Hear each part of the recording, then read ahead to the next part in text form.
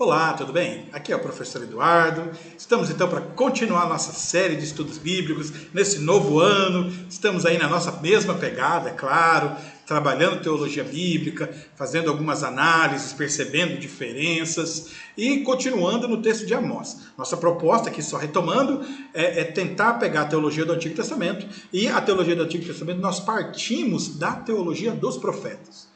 Para entender a teologia dos profetas, claro, são várias teologias, né? Para entender as teologias dos profetas, nós começamos de Amós. Então, das abordagens que existem, eu escolhi a abordagem mais textual. Geralmente, os livros que vocês vão encontrar de teologia bíblica, eles são sintéticos. Eles pegam algumas ideias principais e trabalham. E com isso perde muita qualidade, perde muito conteúdo teológico. E também tem dificuldade de entender de onde o autor fez isso. Fez os argumentos dele, né? Na nossa proposta, então, começamos do texto de Amós, para tentar fazer uma teologia extraída direto do texto, analisando o texto e mostrando de onde nós tiramos, até para você aprender. Isso é óbvio, né? A melhor forma de aprender é vendo alguém fazer, não tem como. Outra coisa é que, então, a partir daí, depois que nós terminarmos Amós, aí de Oséias para frente, aí nós vamos mais tópico, observando as intertextualidades que os outros profetas têm a partir de Amós, as interdiscursividades, e como isso aí também se relaciona com a sociedade, com outros discursos, e a partir disso analisar então as teologias que existiam então ao tempo de Amós. Beleza? Vem comigo então, deixa eu já reduzir aqui para você poder me acompanhar no texto bíblico. Aí, ó, no último encontro nós estávamos falando do capítulo 4 e fechando aí o capítulo 4. O capítulo 4, Amós, então, ele continua a sua denúncia, né? E a denúncia dele trabalhava o tema da justiça social, oprimir o pobre, esmagar o necessitado, né? E falando que Deus não tinha parte com isso. E aqui você tem aquilo que nós chamamos de gênero, né? Professor, como eu descubro o gênero do texto? O gênero do texto é o estilo do texto, o tipo de texto. No caso de Amós, você vai ter um gênero profético. O gênero profético ele é composto de quê? Geralmente denúncia e juízo. Pode ser denúncia, apelo à mudança e juízo. Pode ser denúncia, juízo e apelo à mudança. Ele pode mudar as ordens, mas geralmente são esses três elementos que vão estar presentes nos textos que nós podemos considerar proféticos.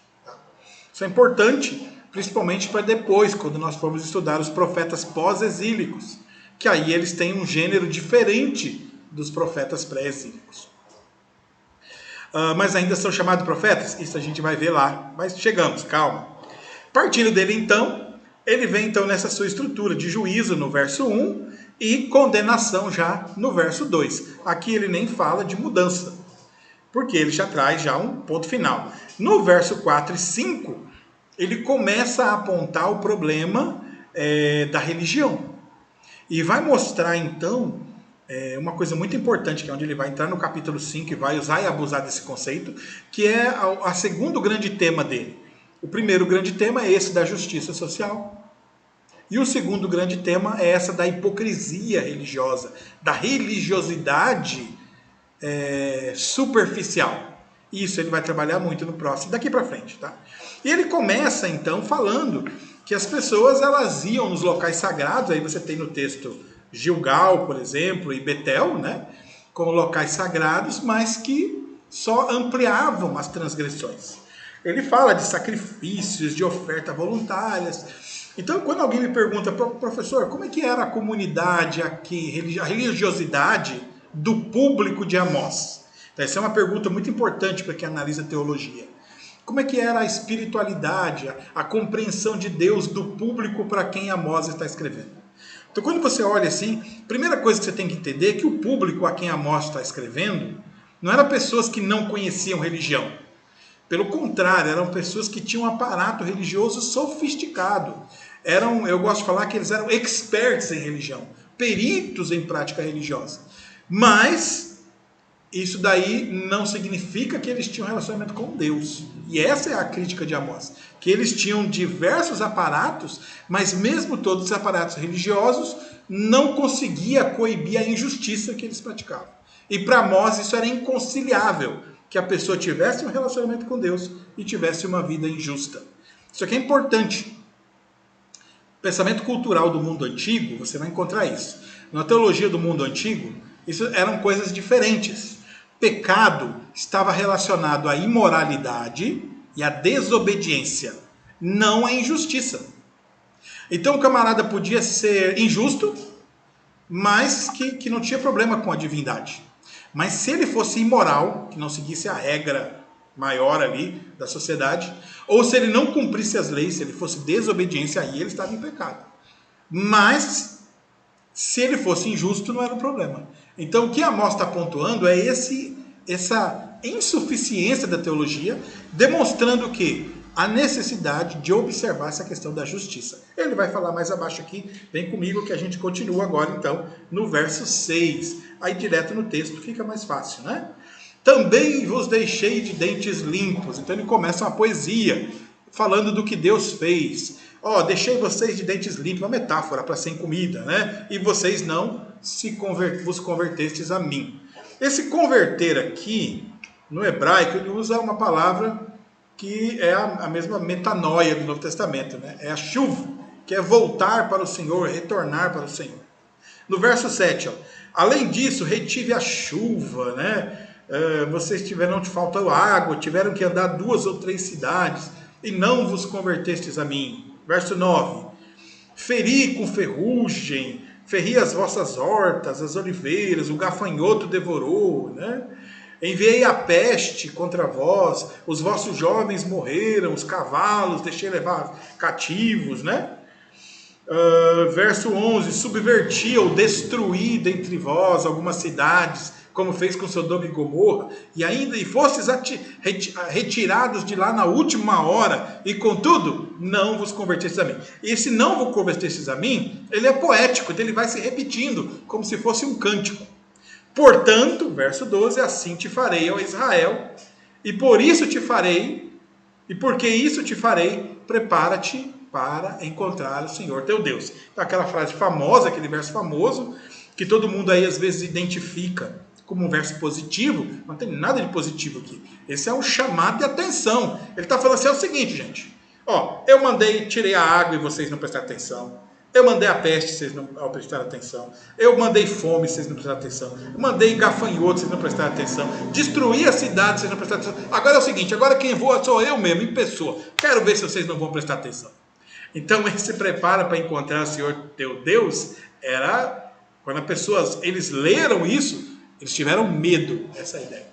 Não, Deus vai vir em pessoa, então espera aí que a gente tem que mudar de vida. A ideia era essa. Então isso aí faz parte do estilo profético, né? Do estilo não, do gênero, né? Que ele traz a denúncia, traz o juízo e aqui já um apelo à mudança, né? Quando ele fala prepara-te para encontrar, é um apelo à mudança. Aqui nesse texto aqui, você vai entender então que a nossa perícope, ela vai vir então aqui desde o verso 6. E aqui você percebe, como é que eu sei a divisão entre o verso 5 e 6? No verso 5 ele vem num tema, 4 e 5 ele vem falando da religião que não deveria buscar. No verso 6 ele muda de assunto.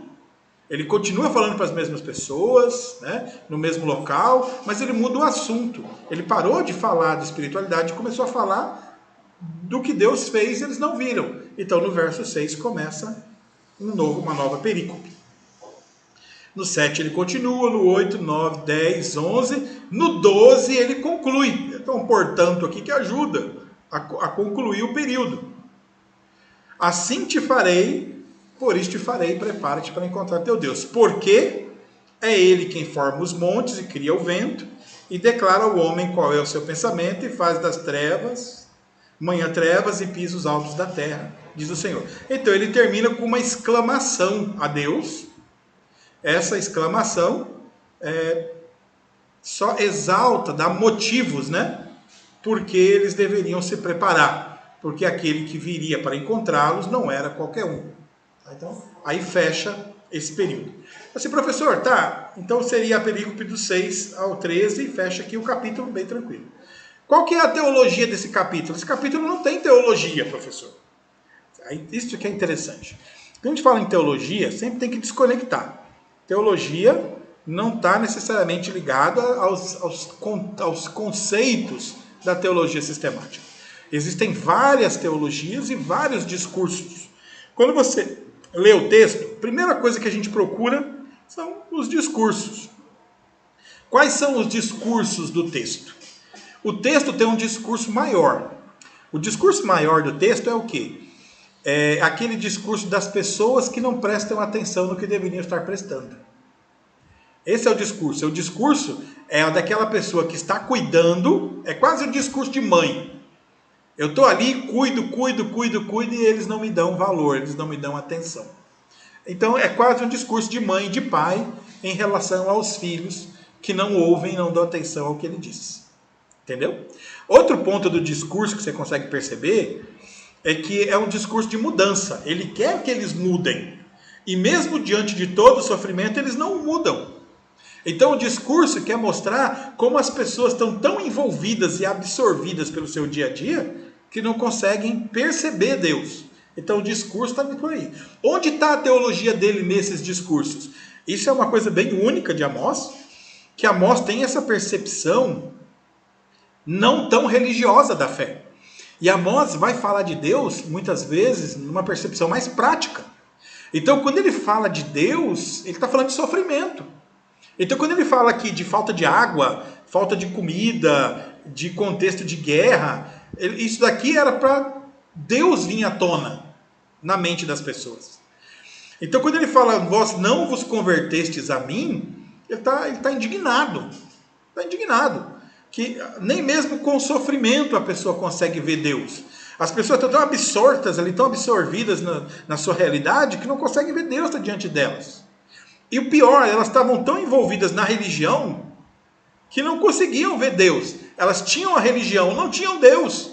Elas iam para a religião, elas faziam sacrifício, elas faziam tudo. Mas na prática, elas não tinham retornado para Deus. Você percebe como isso é importante para o profeta? O profeta está falando, gente, não adianta vocês ir para a religião. Religião não tem nada a ver com Deus. Você pode ir para a religião, cumprir toda a sua religião e continuar sendo uma pessoa distante de Deus. Pegou? Então o profeta ele tem essa pegada muito forte, porque ele tem uma compreensão de Deus. E ele entende no texto, e aí se eu fosse usar um tema teológico para esses versos 6 a 13, eu ia relacionar com o conhecimento de Deus. Conhecimento de Deus. Que a ideia é o que o conhecimento de Deus gera nas pessoas. Então você percebe que essas pessoas elas são indiferentes a Deus. O conhecimento de Deus que elas têm, ele é tão superficial que não consegue atingir suas vidas. E aí o profeta está indignado. Que Deus está mostrando para elas no dia a dia, as vidas delas são atingidas por Deus de diversas formas, e ainda assim eles não conseguem ver o Senhor. Ainda assim não retornam ao Senhor. Mesmo sendo atingidas por situações das mais difíceis, ainda assim não conseguem entender e voltar e se relacionar com o Senhor. Então, dentro dessa teologia, eu acredito que a proposta de Amós aqui é levar as pessoas a entenderem que não é a religião, a religiosidade, né, que é a crítica dele maior, mas sim a necessidade de voltar a Deus, sempre. Mas esse voltar a Deus não tem nada a ver com ir para a religião. É um voltar a Deus interior. Pera lá, quem que eu estou buscando para dirigir a minha vida? Eu estou buscando quem para dirigir a minha vida? Onde eu estou colocando a minha esperança? É esse tipo, então, de retorno que ele quer.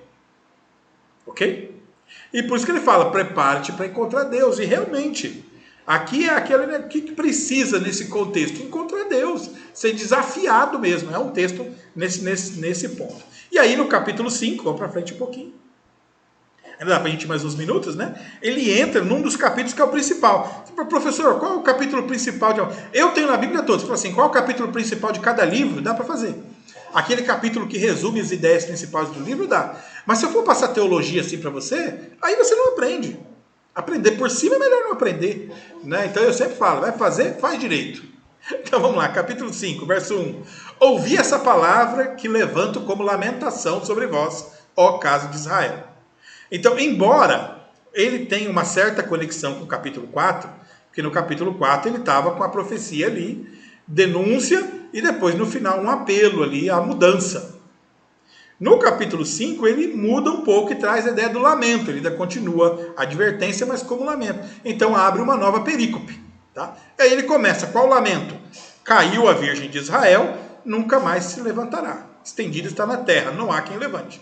Assim diz o Senhor, a cidade que sai em 1000 conservará 100, a que sai em 100 conservará 10 à casa de Israel. Pois assim diz o Senhor à casa de Israel, buscai-me e vivei. Então lá, a primeira coisa aqui, nesse aqui, eu já vou tentar separar os segmentos. Quando você pega aqui o capítulo 4, você vê que do 6 até o 12, até o 13 é uma perícope.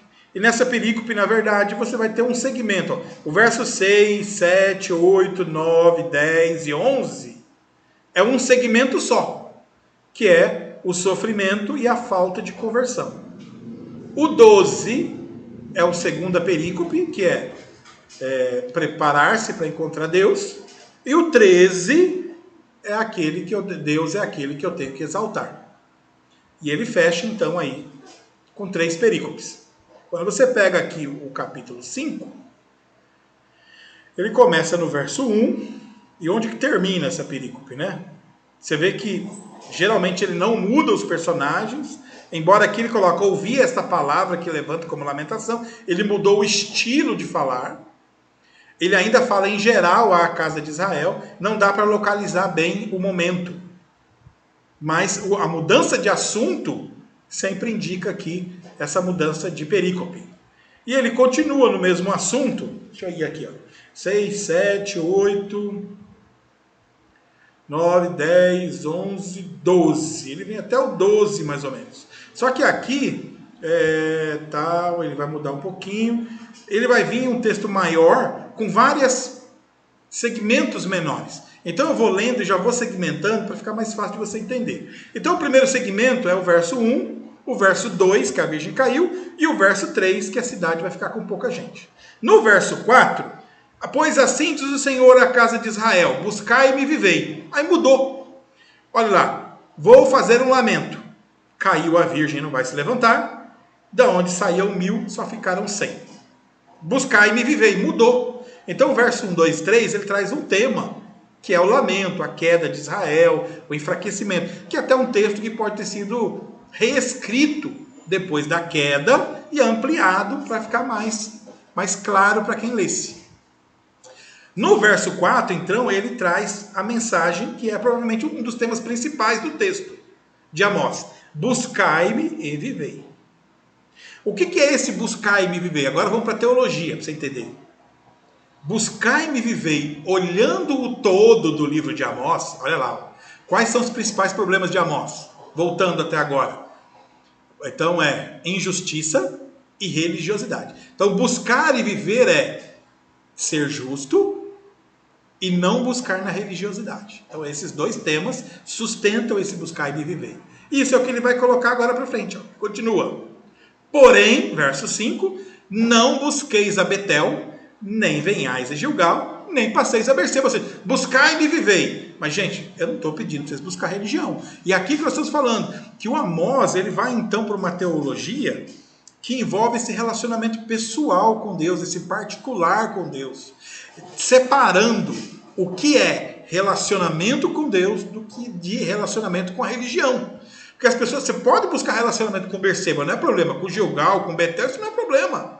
O problema é você não buscar relacionamento com Deus.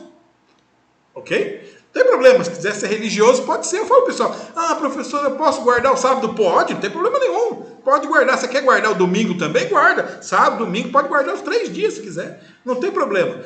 Professor, eu posso não comer porco? Pode. Posso comer porco? Pode também. Não é o que come e o que não come. A questão é a seguinte, você pode ter a prática religiosa que você quiser, desde que você busque a Deus. Entendeu? Buscar a Deus não tem nada a ver com prática religiosa. A prática religiosa, elas têm um papel pedagógico, elas procuram ensinar e a facilitar buscar Deus. Mas ainda assim pode não acontecer. Por exemplo, a oração.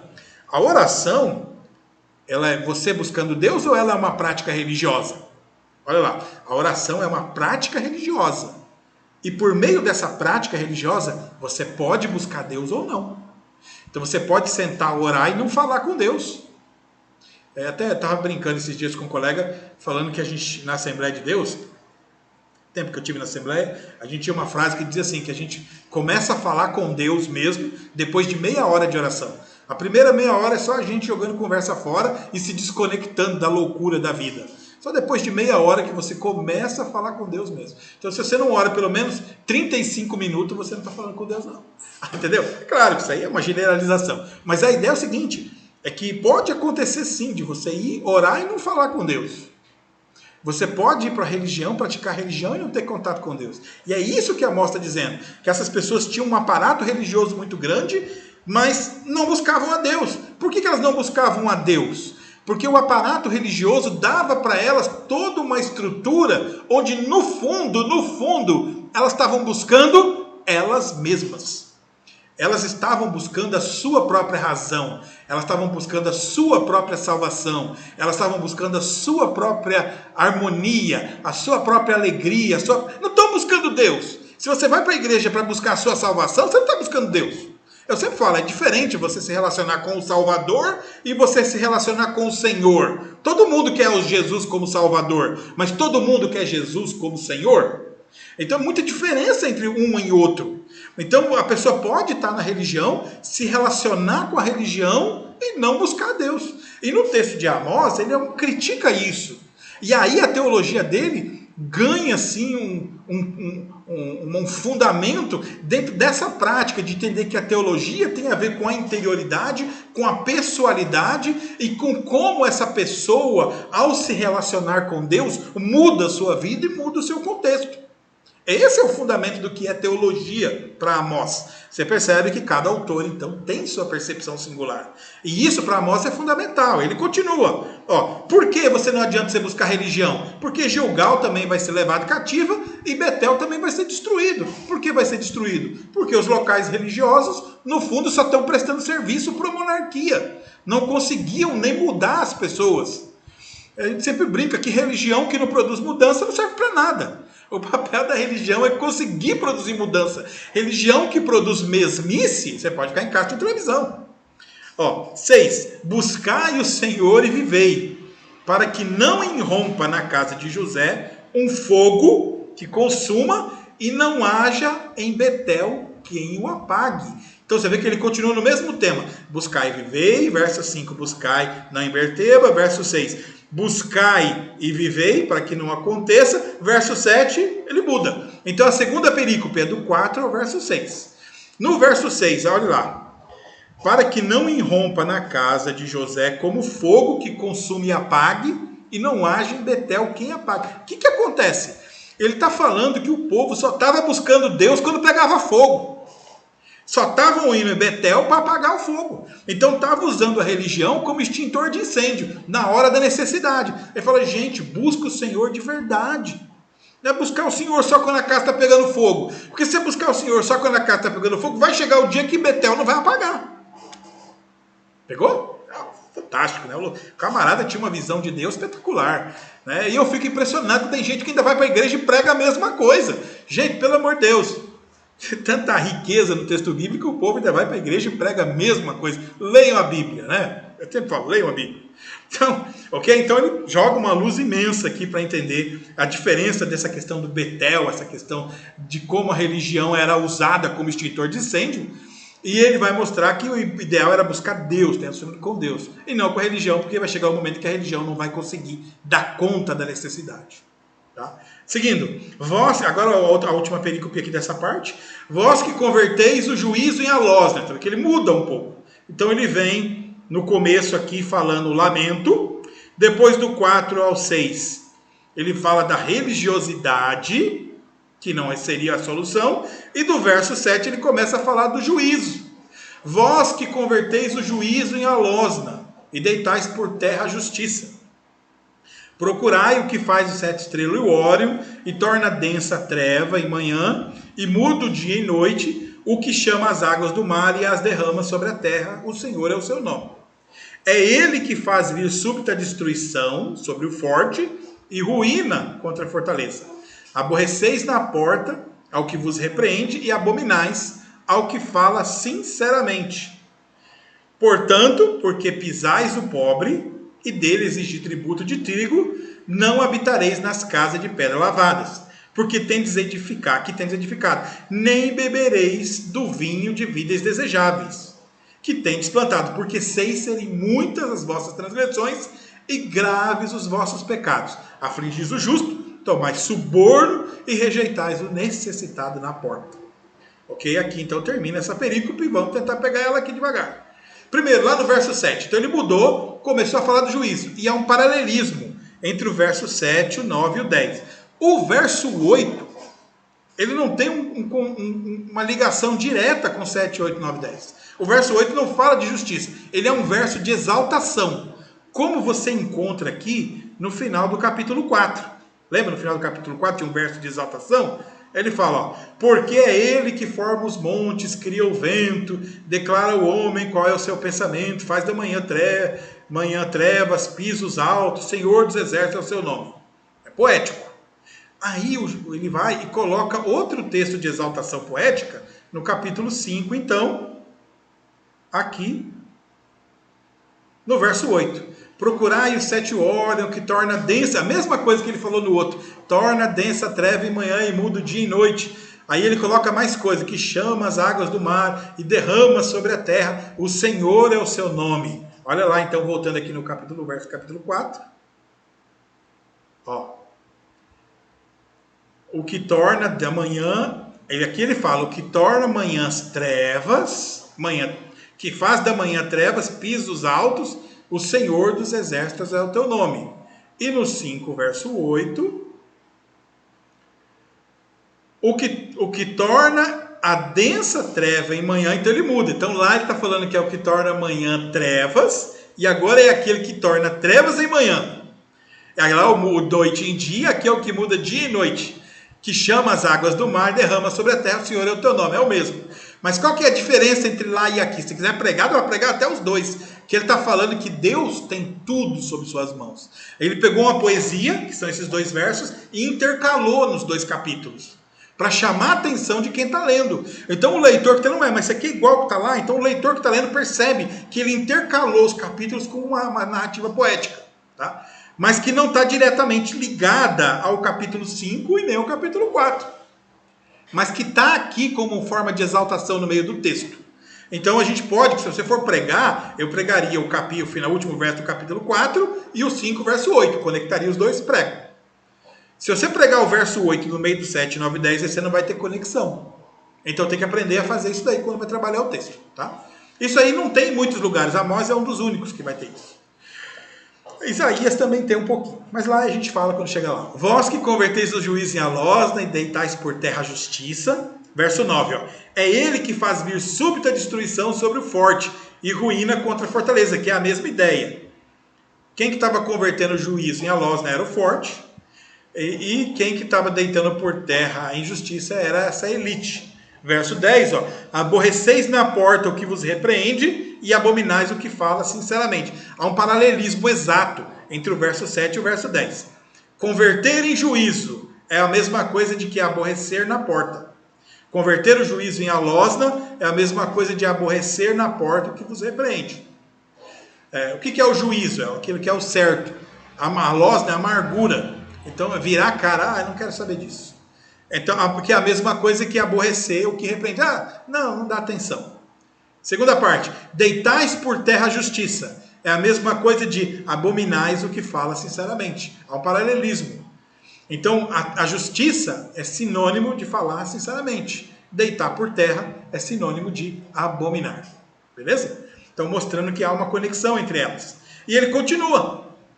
Verso 11, portanto, visto que pisais o pobre, deles exigir tributo de trigo, não habitareis na casa de pedra lavada, nem que tendes edificado, nem bebereis do vinho, que é justamente a ideia das elites. Agora veja como ele conecta tudo.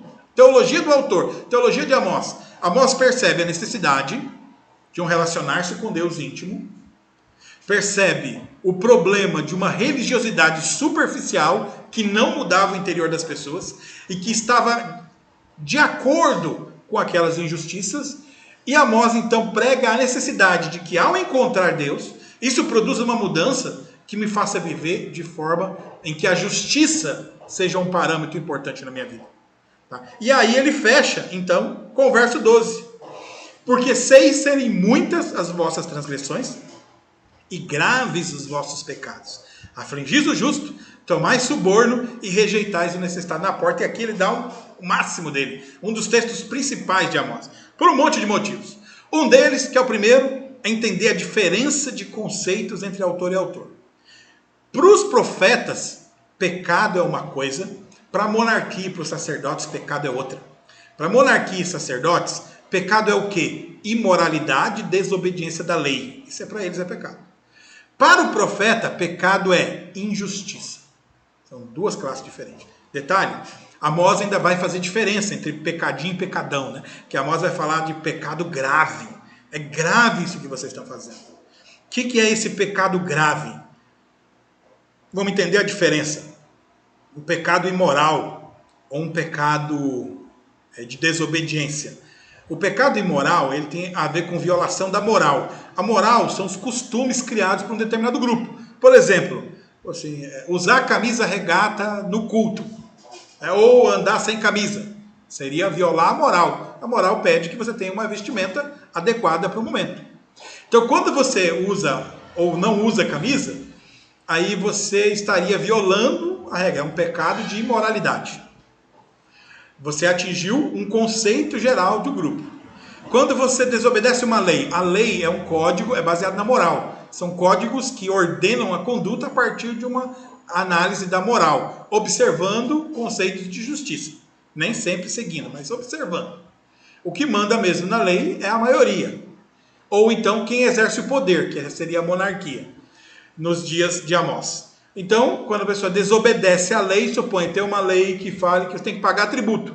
E você não pagou o tributo, você estaria em pecado porque não pagou o tributo. Então, isso é imoralidade e desobediência. O profeta é o seguinte, injustiça. Agora, por que injustiça é pior? Por quê? Porque na desobediência e na imoralidade, você está questionando conceitos sociais. No pecado de injustiça, você está, primeiro, olha lá, pega aquela pessoa que já está sofrendo e aumenta a aflição dela. Afligis o justo. E aqui ele coloca o justo, aquele que nem merece, mas está sendo afligido. Segundo, tomar suborno da pessoa que está necessitada. A pessoa já está sofrendo, você ainda vai lá e toma um suborninho ali, em razão de ampliar o sofrimento das pessoas. E terceiro, rejeita aquele que é necessitado. E no terceiro ele dá o máximo, que ele coloca pecado como omissão, como aquela ideia de isso não é problema meu. Ah, mas eu estou passando fome, minha família está sofrendo. Isso não é problema meu. Então, para ele, rejeitar o necessitado é um pecado grave. Tão grave como tomar suborno, tirar vantagem às custas do sofrimento dos outros. Tão grave quanto aceitar a aflição sobre aquelas pessoas que não merecem. Beleza? E aí, então, ele traz um outro conceito de pecado, diferente do conceito de pecado da monarquia. E nesse conceito de pecado, é ótimo, ele atinge a monarquia, óbvio. O conceito de pecado da monarquia era o seguinte, como era o rei que fazia as leis, e como era o sacerdote que criava a moral, então as leis sempre ficavam a favor do rei e do sacerdote. Você pega o Pentateuco, você vai ver que as leis estão sempre a favor do rei e do sacerdote. E sempre contra o povo. O profeta, vendo isso, ele denuncia. Fala, vocês estão escrevendo a lei de uma forma errada. Inclusive, se você quiser conferir isso, ele vai falar isso em Jeremias. Jeremias vai atacar a lei. Aqui Amós ainda está mais suave. Mas na entrelinha, Amós está questionando esses parâmetros. Mostrando, quando ele fala que há um pecado e que ele dá um conceito diferente para o pecado, ele está questionando a visão que eles tinham de pecado, apresentando uma outra visão do que é certo e errado. Beleza? Fico por aqui deixando só um gostinho na sua boca, para a próxima aula a gente continuar nesse conceito. Ele vai ampliar no capítulo 5 e vai continuar trabalhando. Aí eu abordo mais um pouco essa questão do pecado e retomamos, que ele vai falar do mal, da justiça, e é um capítulo fantástico. Não vou mais aqui, porque senão não tem tempo para acabar essa aula. Fico por aqui então. Bom ano novo para vocês, cheio de estudo aí, e nos vemos na próxima aula. Até mais.